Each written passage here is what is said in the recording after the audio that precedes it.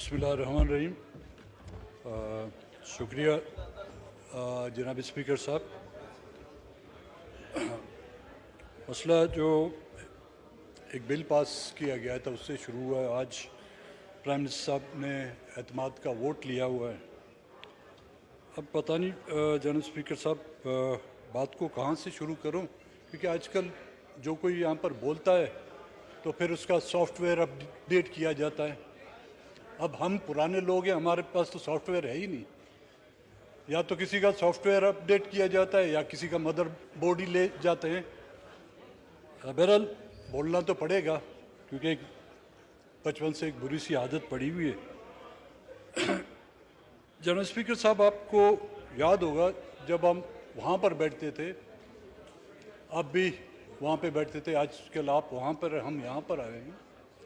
एक बात मैंने कही थी कि अभी तक यहाँ पर ये तय नहीं हुआ है कि यहाँ पर सुप्रीम कौन है, सुप्रीम अथॉरिटी कौन है।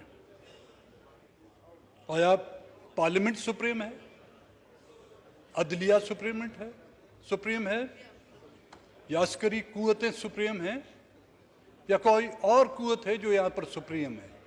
लेकिन आज दिन तक, और न सिर्फ उस दिन से बल्कि 1947 से लेकर आज दिन तक ये बात तय नहीं की गई है कि यहाँ पर सुप्रीम अथॉरिटी कौन है।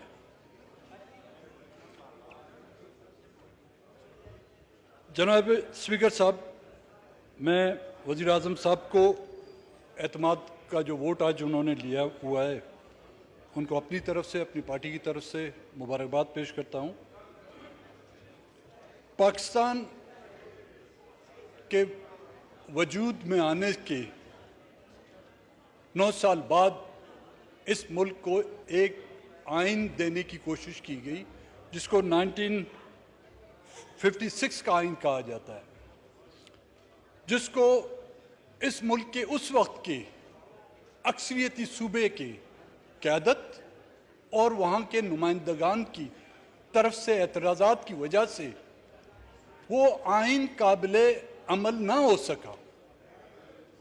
और फिर बिल्कुल 2 साल के बाद यहाँ पर फौजी डिक्टेटरशिप ने एक मार्शल लॉ लगाया 1958 में, और वो मार्शल लॉ चलता रहा।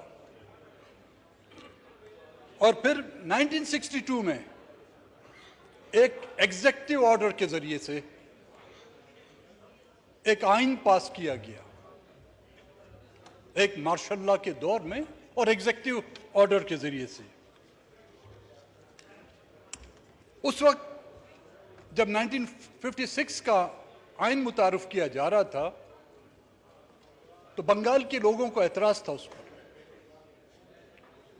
उनकी अक्सरियत को जो तस्लीम नहीं किया जा रहा था, उसकी वजह से बंगाल के नुमाइंदगान ने उस पर एतराज़ात किए, और जो वो 1946 का आइन कंट्रोवर्शियल रहा और जिस पर अमल दरामद ना हो सका।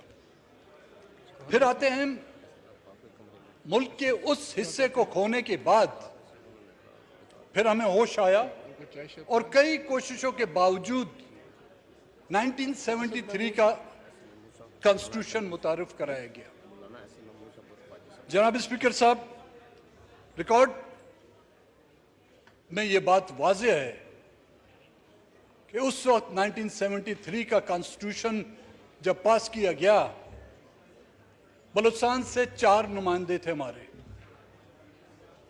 उनमें से 4 में से 3 ने उस कॉन्स्टिट्यूशन पर दस्तखत नहीं किए। लेकिन फिर भी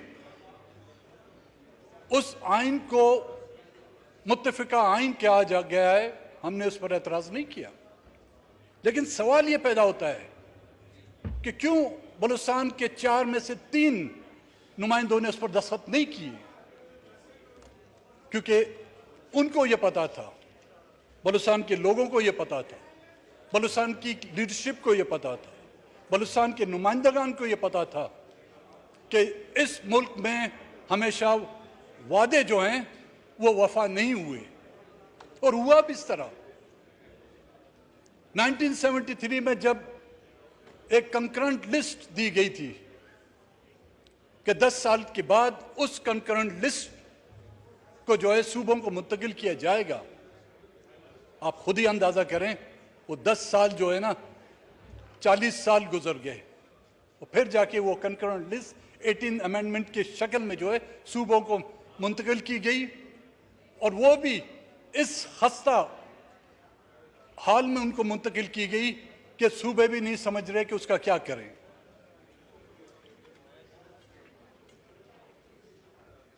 आज भी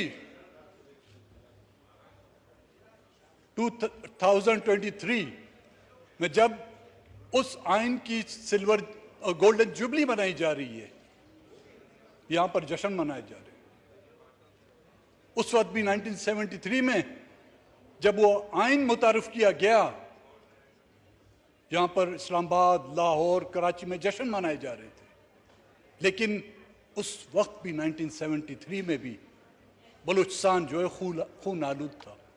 और आज के दिन मैं 1973 की, 1993 की, 2003 की बात नहीं कर रहा हूं, मैं 2023 की बात कर रहा हूं, जब यहां पर गोल्डन जुबली मनाई जा रही है। आज भी बलूचिस्तान वही खून आलूद है, उसमें कोई तब्दीली नहीं आई।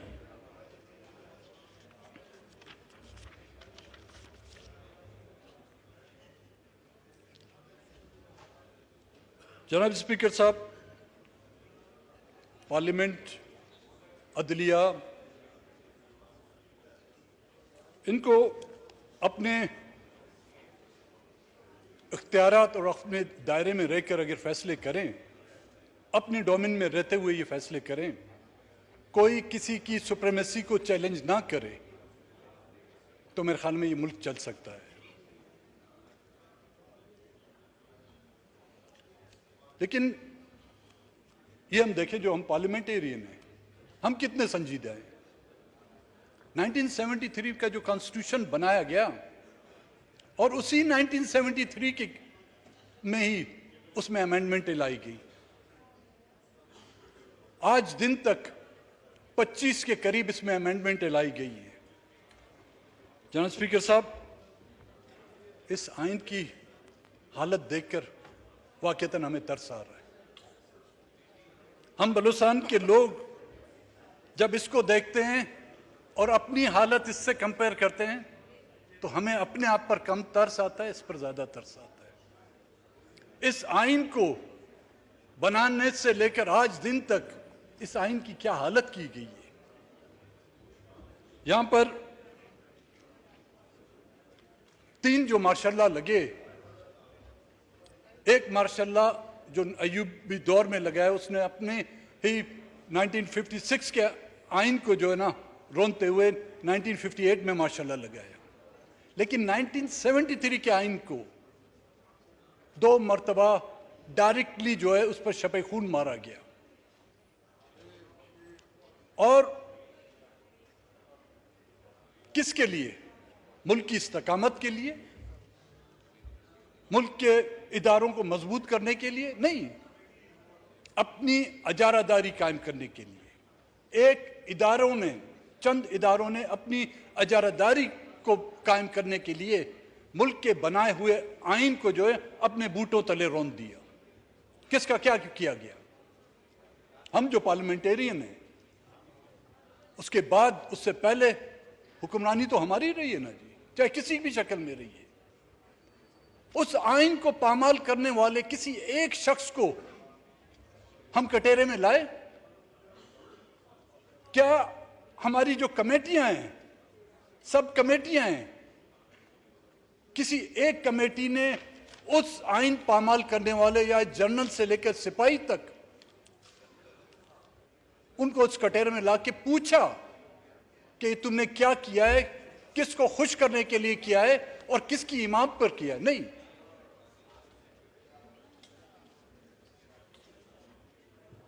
आइन पे जो खिलवाड़ किया गया है, दुनिया की तारीख में जो खिलवाड़ यहां के हुक्मरानों ने इस आइन के साथ किया है, शायद ही किसी ने किया हो।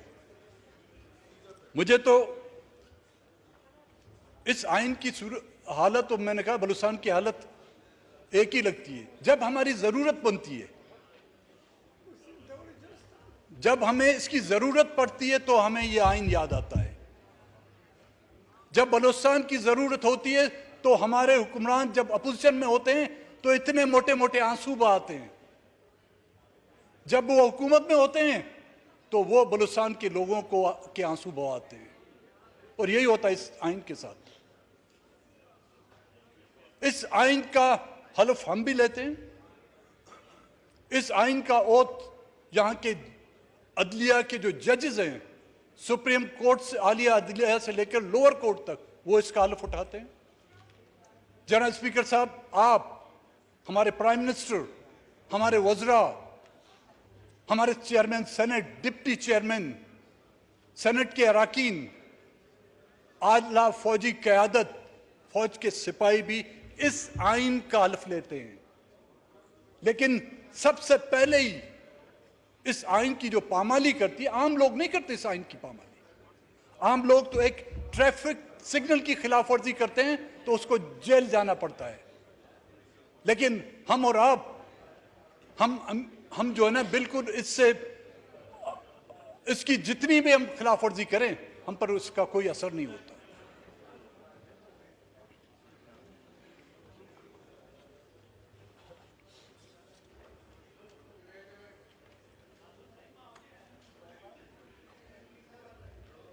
जनाब स्पीकर साहब, मैं समझता हूं, मैं यहां पर किसी पॉलिटिकल पार्टी या किसी सियासतदान को जो है डिफेंड नहीं करना चाहूंगा,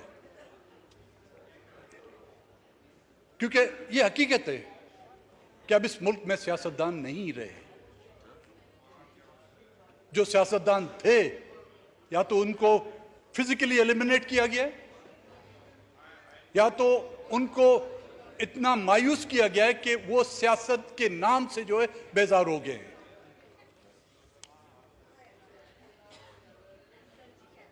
मोहतरमा शहीद बेनजीर भुट्टो की जगह बिलावल भुट्टो नहीं ले सकता। सरदार अताउल्लाह मेंगल की जगह अख्तर मेंगल नहीं ले सकता। बादशाह खान वली खान की जगह अहमद वली खान नहीं ले सकता। शहीद नवाब बुगटी की जगह शाहजन बुगटी नहीं ले सकता। और मौलाना मुफ्ती महमूद की जगह मौलाना फजल रहमान नहीं ले सकता।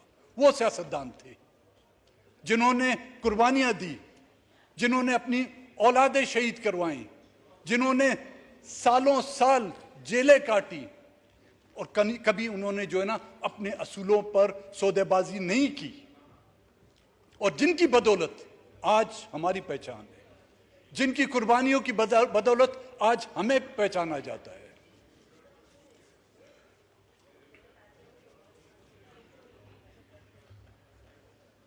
और हमें इन अदवार में हमें मिला क्या? पॉलिटिकल गवर्नमेंट है अपनी जगह, जो 3 मार्शल लगे हैं, एक मार्शल ने तो आपके मुल्क का एक बड़ा हिस्सा हमसे गंवा दिया, उसकी कभी पूछ-गुछ की गई? लाखों बंगालियों का कत्लेआम किया गया, हजारों बंगाली औरतों की जो असमत दरी की गई, कभी किसी ने, हमने उससे पूछा कि क्या उन औरतों की असमत दरी, क्या उन बेगुनाह बंगालियों का कत्लेआम किसी इस्लाम की तबलीग के लिए किया गया था? नहीं, सिर्फ अपनी रिट कायम करने के लिए, और यह कहना कि हम उन्हें ऐसा मारेंगे कि उनको पता नहीं चलेगा। और वो उन्होंने अपनी रिट कायम की, और हमने और आपने और इस मुल्क की अदलिया ने, चाहे उसमें वो जस्टिस मुनीर का नाम हो या किसी और जस्टिस का नाम हो, उन्होंने उनके उस गैर आईनी अमल को आईनी स्टैंप लगा के उनको आईनी शक्ल दी। और हमने और आपने उन जजेस को सामने जाकर उनके खड़े होकर सर झुकाकर उनको माय लॉर्ड का खिताब दिया। हमने उनसे पूछा नहीं कि किस आइन के तहत तुमने जो है उस मार्शल लॉ को लीगल करार दिया, किस आइन के तहत बलूचिस्तान में और बांग्लादेश में कत्ले आम होने वाले उस खूनी दौर को जो है ना आपने जायज करार दिया। नहीं, हम तो इसी दौड़ में लगे रहते हैं कि वो कुर्सी कब खाली हो। इसमें कसूर उनका नहीं है जनाब स्पीकर साहब, कसूर हमारा है। हमने उनको वो इज्जत दी है जिस इज्जत के वो काबिल नहीं थे। हमने उनको वो रुतबा दिया है जिस रुतबे के वो काबिल नहीं थे, और अब हम रोना रो रहे हैं। सुप्रीम कोर्ट के ये पहले फैसले नहीं आ रहे। 1974 में एक पॉलिटिकल पार्टी जिसको नेशनल अवामी पार्टी कहा जाता था, उस पर भी तो पाबंदी सुप्रीम कोर्ट ने लगाई थी। वो पॉलिटिकल पार्टी जिसकी जड़ें हर सूबे में थी, पंजाब में थी, उस वक्त सूबा सरहद था, आज खैबर पख्तूनख्वा है, बलूचिस्तान में थी, सिंध में थी। उस पर पाबंदी लगाकर आपने उनको, आज जो हम यहां पर बैठे हुए हैं, चाहे उनका ताल्लुक बलूचिस्तान से है, केपी से है या सिंध से है, ये उसी नेशनल अवामी पार्टी के हिस्से होते थे, उनके अकाबरीन। लेकिन उस पर पाबंदी लगाई गई। उसी सुप्रीम कोर्ट ने जब पाबंदी लगाई, किसी ने चूं तक नहीं की, किसी ने उस पर एतराज नहीं किया कि एक पॉलिटिकल पार्टी पर क्यों पाबंदी लगाई जा रही है। उन मार्शलाओं ने, एक मार्शल ने, जिस तरह मैंने कहा कि मुल्क का आधा हिस्सा गंवाया, दूसरे दो मार्शलाओं ने यहां पे क्लैशनकोफ कल्चर, ड्रग्स, हीरोइन कल्चर, दहशतगर्दी को जो है आम किया। यहां पर दहशतगर्दी के इंस्टीट्यूशन कायम किए गए, जिसकी वजह से आपके हजारों लोग शहीद हुए, जिसकी वजह से आपके लोग, लाखों लोग बेघर किए गए। किसी ने उनसे पूछा? किसी ने उनसे हिसाब लिया? आपसे, आपका तो एहतसाब होता है, हमारा एहतसाब होता है, यहाँ पर मियां शहबाज शरीफ का एहतसाब हुआ, जरदारी साहब का एहतसाब हुआ, यूसुफ रजा गिलानी साहब का एहतसाब हुआ, हम सबका एहतसाब हो रहा है। लेकिन क्या चंद डॉलरों का एहतसाब हो सकता है? चंद अरबों का एहतसाब हो सकता है? मुल्क 2 लाख होता है, उसका कोई एहतसाब नहीं। किसी का बच्चा, किसी का बेटा, एक औलाद उसके सामने, उसके माँ बाप के सामने जब उसको गोलियां मारकर उसको छल्ली किया जाता है, उसका कोई एहतसाब नहीं। जनाब स्पीकर साहब, इस्लामाबाद हाई कोर्ट ने हमें कोई जिम्मेदारी दी थी, एक कमीशन बनाया गया था फॉर मिसिंग पर्सन, या जो पाकिस्तान के मुख्तलिफ जो तालीमी इदारे हैं, उसमें बलूचिस्तान से ताल्लुक़ रखने वाले स्टूडेंट्स को जो हरासा किया जा रहा है उस पर। और वही कमीशन, जब हम कोयटा गए, लोग इसी आसरे में कि शायद ये कमीशन हमारे मिसिंग पर्सन को बाजियाब कराए, तो लोग, एक शख्स आया था, वो रोता हुआ, गिड़गिड़ाता हुआ कि 2009 में उसका बेटा जो है अगवा किया गया है। उसने रोते हुए, गिड़गिड़ाते हुए कहा कि कोयटे तक आने के लिए उसके पास पैसे नहीं थे। उसने अपने घर में जो मौजूद बर्तन, वो एक पुराना सा फ्रिज बेचकर वो किराया करके सिर्फ अपनी दरख्वास्त जो है वो जमा करने के लिए कोयटा पहुंचा था। ये अदलिया, जो कहते हैं एक हाथ में तराजू है और आंखों पे पट्टी है, वहां पर वाकई वो काली पट्टियां बांधी हुई हैं। उस बाप का दर्द उनको नहीं आता, उस मां की चीखो पुकार, जो मां और बाप, जो बेटी कोयटा से लेकर कराची तक पैदल लॉन्ग मार्च करती हुई आई, उस अदलिया को वहां पर सो मोटो लेना जो है गवारा नहीं हुआ। एक बेटा जिसकी उम्र 9 साल थी, वो कोयटा से कराची और कराची से इस्लामाबाद पैदल चलता हुआ था, जिसको बैनुल-अक़वामी मीडिया ने उसको हाईलाइट किया। लेकिन हमारी अदलिया हमारे नुमाइंदगान सुमून बुकमून, और कुछ नहीं। आंखों पर पट्टियां बांधी हुई हैं, होंठों पर ताले लगाए हुए हैं।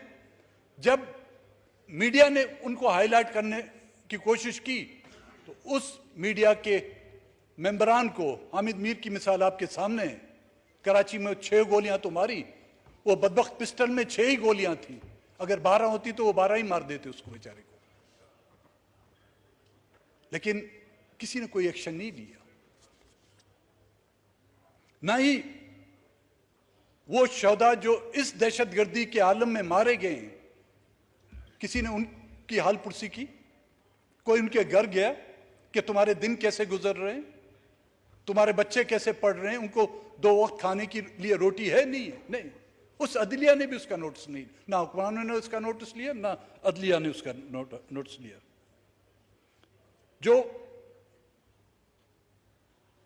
नॉर्दर्न एरिया में जो ऑपरेशन किया गया, जो लोग उस ऑपरेशन के वजह से अपने इलाके छोड़ के चले गए, जनाब स्पीकर साहब, अपना गांव, अपना इलाका, अपना मुल्क छोड़ना कोई आसान बात नहीं। वो बहुत मजबूरी के तहत वहां से उनको धकेला गया, लेकिन उनकी आबादकारी के लिए क्या किया गया?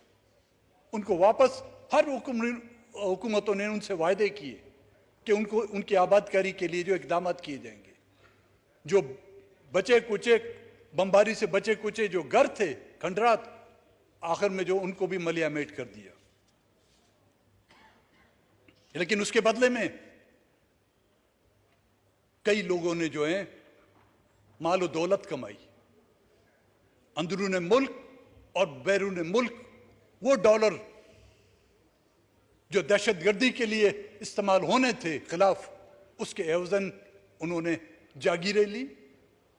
उन्होंने यूरोप में, ऑस्ट्रेलिया में जो जजीरे लिए, उन्होंने बड़े बड़े मेंशन लिए। कहें ना इस अदालत को, इस पार्लियामेंट को मैं गुजारिश करता हूं, उनको बुलाएं कि जजीरे आपने कहां से खरीदे, ये कौन से पिंड की जमीन थी जो बेचकर तुमने जो है ऑस्ट्रेलिया में जायदादें खरीदी। ये हम नहीं पूछ सकते। अगर हम ये नहीं पूछ सकते तो मेरे ख्याल में ये वही ड्रामे हम कर रहे हैं जो बचपन से हम देखते आ रहे थे। कि मुझे तो वही ड्रामे लग रहे हैं। एक जमाने में ख्वाजा साहब ड्रामे चलते थे डैलस के, जो खत्म नहीं होते थे। डायनेस्टी के ड्रामे चलते थे। ईस्ट एंडर के जो ड्रामे थे, जनरल स्पीकर, मैं यूके में होता था, उसमें देखे तो वो छोटे जो बच्चे थे, अभी मैं गया, वो अभी तक चल रहे हैं। वो बूढ़े हो गए हैं, लेकिन वो स्टोरियां नहीं बदलती। यहाँ पे भी हम बच्चे थे, पाकिस्तान का हालत वो देख रहे हैं। अब हम भी बूढ़े हो गए हैं, आधी एक टांग हमारी कब्र में, एक बाहर है, लेकिन पाकिस्तान के हालात जो वो नहीं बदल रहे, क्योंकि सुप्रीम ना आप हैं, ना प्राइम मिनिस्टर है, ना जुडिशरी है। मैंने उस दिन भी कहा था, ये चाय ही सुप्रीम है।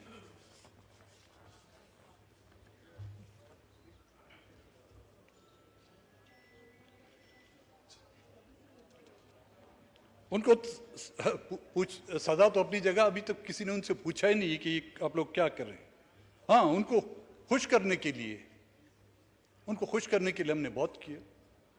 जो भी उन फोर्सेस से रिटायर हुआ, हमने उनको अपनी पार्टी में ले लिया। किसी को सेनेटर बना दिया, किसी को एमएनए बना दिया, कि लोगों को दिखाएं कि भाई देखो, हमारे साथ भी तो कोई है ना डंडे वाला, हम ऐसे खाली नहीं है, ये वक्त ज़रूरत हमें भी काम आएंगे। अब वो वक्त कौन सा आता है वो पता ही नहीं, लेकिन ऐसी जो बात होती है वो फिर अपने ही पास जाते हैं, वो आपके नहीं होंगे।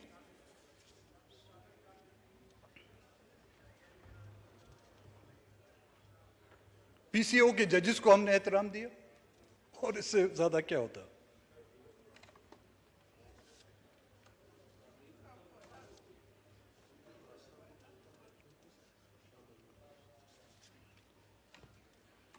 जनरल स्पीकर साहब, हम सबसे ज्यादा जिम्मेदारी जो हम पार्लियामेंटेरियन की बनती है,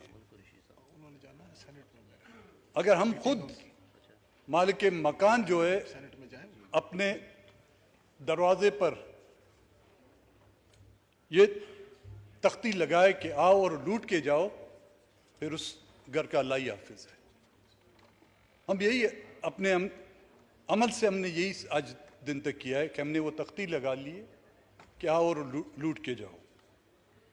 इदारे हमारे लिए काबिल एहतराम, लेकिन हम इदारों का एहतराम उस वक्त करेंगे जो इदारे हमें इंसाफ मुहैया करें। नाइंसाफी, जुल्म और ज्यादती खूनी रिश्तों को तोड़ देती है। जनाब स्पीकर साहब, हमारे और आपके और इन इदारों के रिश्ते खूनी नहीं है, वो आईनी है।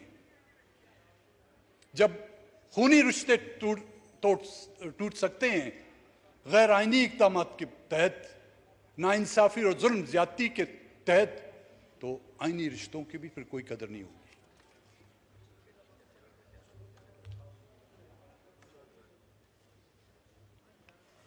आधी रातों को तो आप अदालतें लगाते हैं,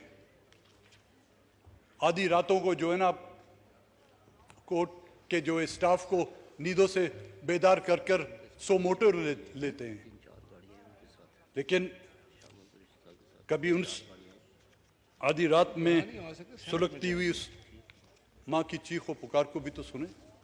प्राइम मिनिस्टर साहब तो मौजूद नहीं हैं आज, उन्होंने एतमाद के 180 वोट उनको मिले हैं।